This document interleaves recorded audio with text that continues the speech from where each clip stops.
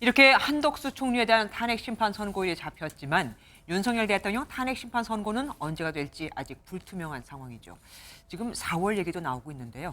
어느 정도 평의가 진행되고 있는지 헌법재판소에 나가 있는 취재기자 연결해서 알아보겠습니다. 현주 기자, 윤 대통령 탄핵 심판 선고일은 아직인 거죠?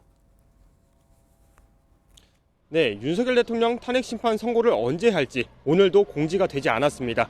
내일도 공지가 없을 것으로 예상되는데요.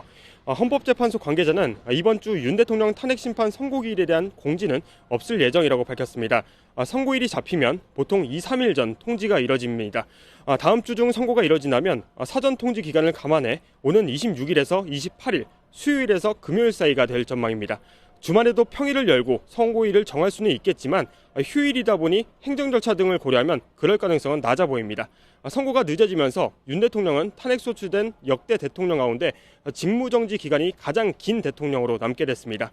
오는 23일 일요일은 윤 대통령 탄핵 소추안이 헌재에 접수된 지 딱 100일이 되는 날로 선고 날짜 역시 100일을 넘기게 됐습니다.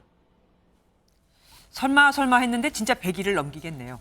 다음 주엔 이재명 민주당 대표의 공직선거법 항소심 선고도 예정돼 있잖아요. 혹시 윤 대통령 선고와 같은 날에 나오는 건 아닐까요? 현재 그럴 가능성은 좀 낮아 보입니다. 이재명 더불어민주당 대표의 공직선거법 위반 사건 2심 재판 선고일이 오는 26일 수요일이죠. 윤 대통령 탄핵 심판 선고가 같은 날 난다면 두 재판의 결과를 두고 정치적 혼란이나 국론 분열 등 여파가 상당히 클 것으로 예상됩니다.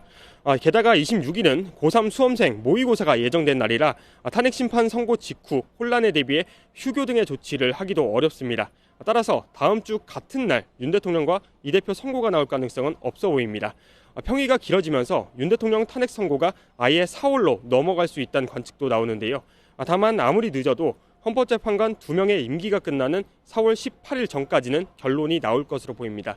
지금까지 헌법재판소에서 MBN 뉴스 현지입니다.